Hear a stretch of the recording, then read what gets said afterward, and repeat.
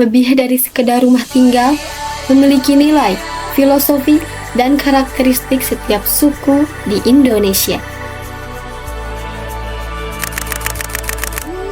Pemirsa, kali ini aku akan membahas salah satu rumah adat yang ada di Indonesia.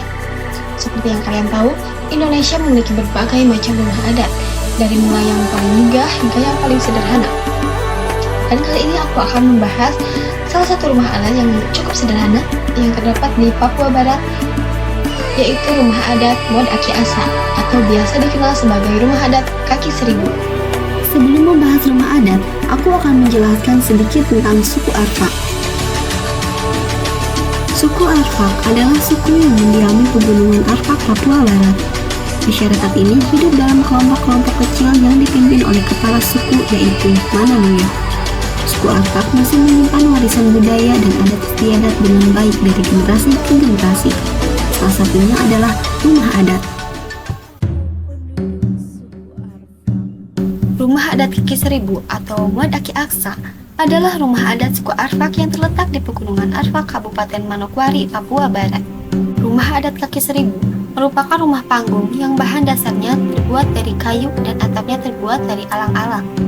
Rumah ini sangat unik karena hanya mempunyai 2 pintu dan tidak mempunyai jendela sama sekali.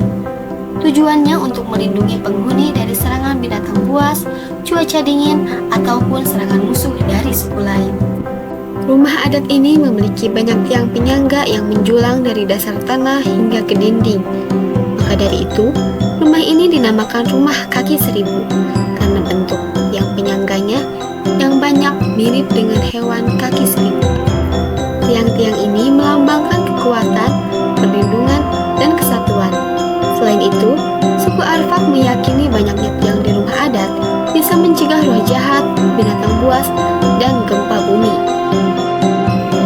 Rumah ini umumnya memiliki ukuran 5 x 6 meter. Ketinggian rumah dari dasar tanah sekitar 1 sampai 1,5 meter dan tinggi sampai puncak berkisar antara 4,5 sampai 5 meter.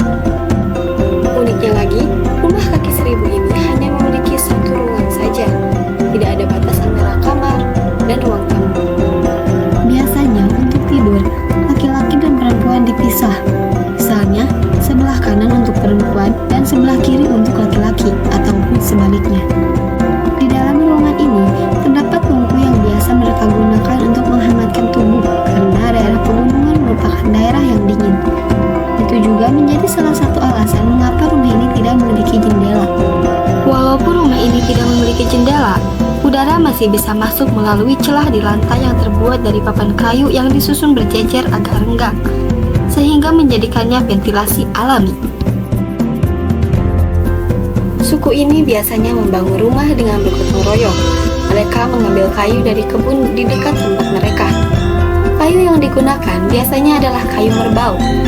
Keunikan lainnya, rumah adat kaki seribu ini dibangun tanpa menggunakan paku sama sekali. Semua sambungan menggunakan pasak kayu dan diikat dengan rotan atau serat tahan lainnya. Itulah mengapa rumah ini masuk ke dalam gaya arsitektur vernakular. Karena rumah kaki seribu ini benar-benar dibuat dari bahan alami dan dibuat tanpa menggunakan alat-alat modern sama sekali. Sejarah rumah kaki seribu tidak terlepas dengan kehidupan masyarakat Arfak yang erat kaitannya dengan alam. Nama kaki seribu sendiri menggambarkan bentuk rumah ini yang memiliki banyak tiang penyangga, menyerupai kaki seribu. Nenek moyang suku Arfak membangun rumah ini untuk beradaptasi dengan kondisi alam, di mana lingkungan yang berada di suku Arfak adalah pegunungan yang lembab dan dingin. Bentuk rumah kaki seribu yang panggung dan tinggi dengan banyak tiang membantu melindungi penghuni dari kelembaban, musuh, dan hewan liar di sekitar. Selain itu, atap yang tinggi dan terbuat dari jerami atau daun sagu dapat memberikan isolasi alami dan menjaga suhu ruangan tetap nyaman. Nama suku Arfak sendiri berasal dari kata Arafak yang berarti gunung. Itulah mengapa mereka dinamakan suku Arafak karena mereka tinggal di pegunungan. Semakin berkembangnya zaman, bahan-bahan modern juga bermunculan. Rumah-rumah kaki seribu di suku Arfak juga mulai banyak perubahan. Sebagian rumah sekarang sudah tidak memakai kayu ataupun bambu. Banyak yang sudah menggunakan bahan modern seperti seng, kayu olahan, dan lain-lain. Semakin berkembang lagi, sekarang suku Arfak sudah banyak membangun rumah modern dibandingkan rumah kaki seribu. Itulah mengapa jumlah rumah kaki seribu yang benar-benar asli sudah berkurang.